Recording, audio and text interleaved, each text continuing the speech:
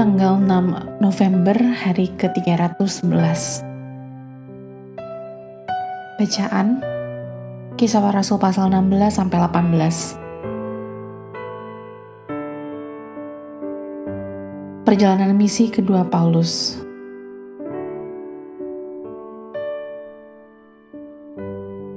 Garis besar, pada pembahasan kemarin sorotan tertuju pada Yohanes Markus yang tidak lain adalah sepupu Barnabas serta teman seperjalanan Paulus dalam perjalanan misionaris pertama mereka.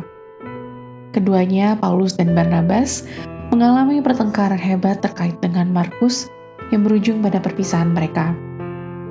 Akhirnya kedua penginjil berpengalaman itu memilih untuk berpisah. Barnabas memilih untuk bertahan bersama Markus dan bertolak ke Siprus. Di lain pihak, Paulus bersama Silas dan Timotius menempuh perjalanan mencapai lebih dari 3.000 mil, setara dengan 4.900 km, untuk mendirikan dan menguatkan gereja-gereja di wilayah Makedonia, Akaya, serta Asia Kecil.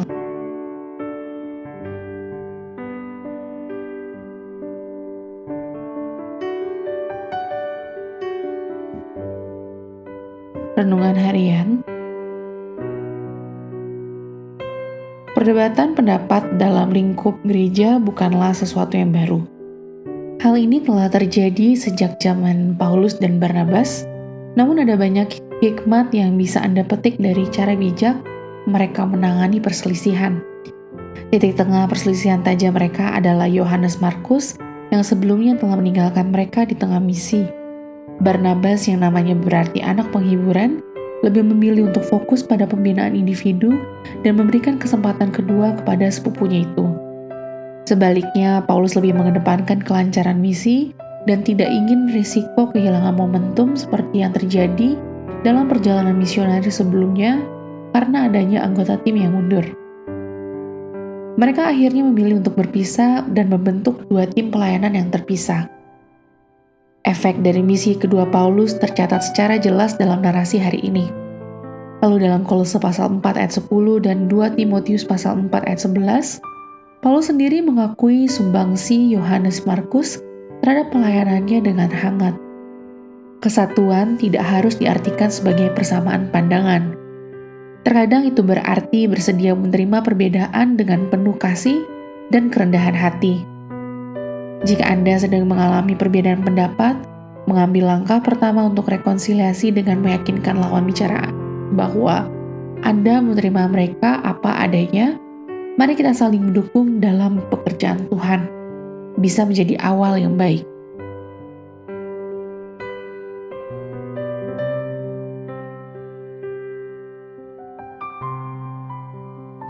Kekuatan akan melemah, tetapi kasih akan menguat, dan orang yang mengampuni terlebih dahulu akan mengalami kemenangan.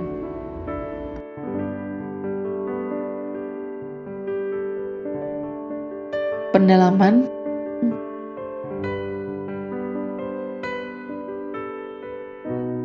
Dipanggil oleh seorang pria, ditemui oleh seorang wanita. Kisah Para Rasul pasal 16 ayat 15. Dalam visinya, Paulus mendapati seorang pria dari Makedonia yang mendesaknya untuk datang ke Eropa guna menyebarkan kabar baik. Namun, ketika Paulus tiba di Filipi dan mencari sebuah tempat ibadah, di mana umumnya sinagoga adalah tujuan pertamanya di sebuah kota, tampaknya tidak menemukan jumlah orang Yahudi yang cukup. Untuk mendirikan sinagoga, diperlukan minimal 10 laki-laki Yahudi yang dihormati. Sebagai gantinya, Paulus menemukan sekelompok wanita yang sedang berkumpul di pinggir sungai dan mereka menjadi kelompok pertama yang mendengarkan Injil keselamatan. Dengan demikian, Lydia, seorang wanita berpengaruh yang berprofesi sebagai pengusaha, menjadi orang pertama di Eropa yang beralih ke agama Kristen.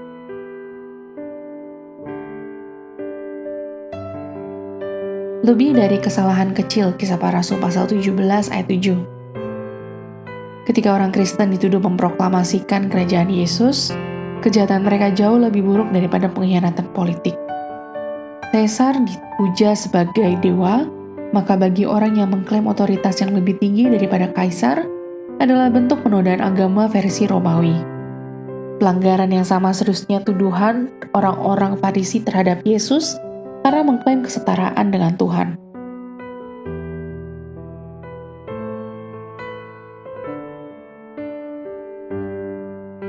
Pernah bermusuhan, sekarang menjadi saudara. Kisah Para Rasul pasal 18 ayat 8. Meskipun Paulus baru saja menyatakan sikap untuk tidak lagi mengurusi orang-orang Yahudi di Korintus dan menyatakan untuk memulai misinya kepada orang-orang bukan Yahudi, namun Krispus, penguasa sinagoge, dan rumah tangganya menjadi percaya kepada Yesus.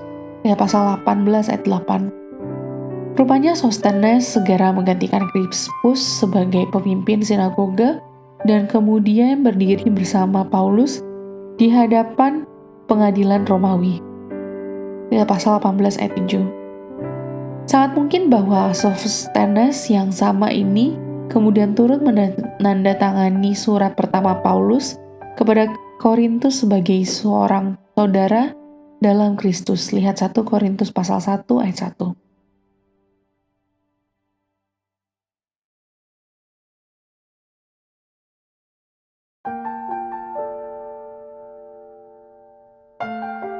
Demikian renungan hari ini. Jika Anda ingin mendengarkan bacaan Alkitab hari ini, silakan buka tautan video yang tersedia di layar Anda.